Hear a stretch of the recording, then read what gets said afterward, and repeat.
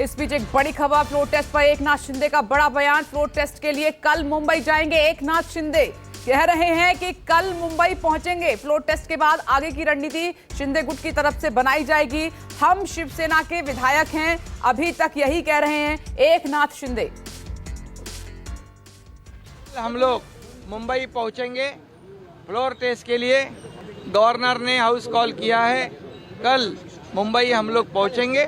Floor test जो भी प्रक्रिया करनी है हम लोग कल वहां पर हमारे सभी विधायक जो है उनके साथ में मुंबई पहुंच जाएंगे। बिल्कुल नहीं, कल हम लोग मुंबई पहुंचेंगे और जो भी फ्लोर टेस्ट है, जो भी वहां पर कानूनी प्रक्रिया जो करनी है निश्चित रूप से की जाएगी।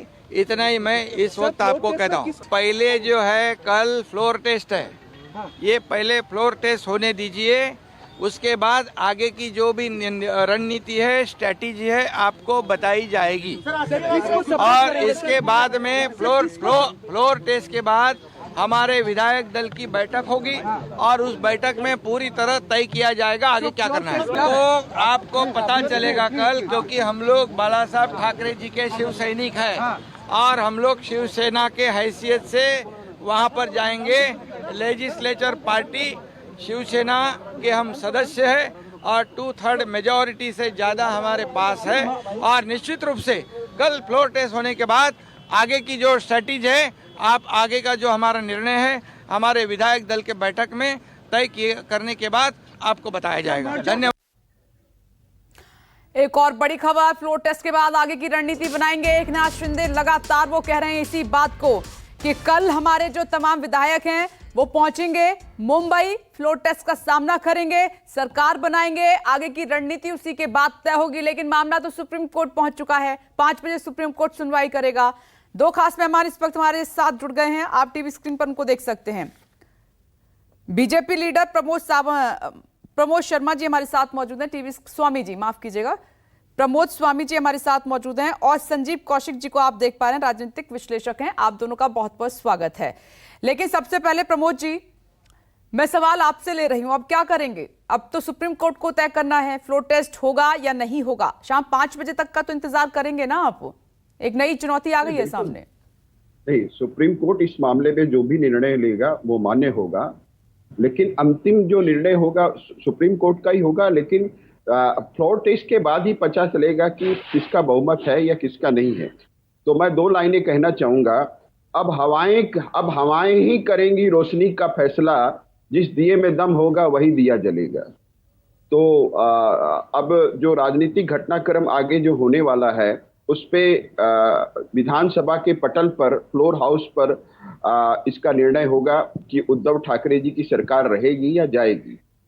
लेकिन सबसे मूल प्रश्न ये है कि जिस विचारधारा के आधार पर pre poll alliance Uddhav Thackeray ji ने किया था भारतीय जनता पार्टी के साथ, और जिस विचारधारा के लिए महाराष्ट्र की जनता ने उन्हें जनादेश दिया था और 161 सीटें भारतीय जनता पार्टी और शिवसेना को दी थी और कांग्रेस और एनसीपी को 97 सीटें दी थी, लेकिन उस मैंडेट का, जनादेश का उद्धव ठाकरे जी ने सम्मान नहीं किया और उन लोगों के साथ मिलकर सरकार बनाई जिनका बाला साहब ठाकरे जी ने हमेशा विरोध किया था। शरद पवार साहब से बाला साहब ठाकरे जी की मित्रता थी, लेकिन राजनीतिक रूप से उन्होंने शरद पवार साहब पर कभी भी भरोसा नहीं किया था। लेकिन उद्धव ठाकरे जी आज पूरी तरह से शिवसेना जो है, जिसका नेतृत्व उद्धव ठाकरे जी कर रहे हैं, जिनके पास में अभी 10 या 12 विधायक हैं शायद, जैसा कि मीडिया में चर्चा हो रही है, उसको पूरी तरह से वो शरद पवार जी के चुंगल में फंस चुके हैं।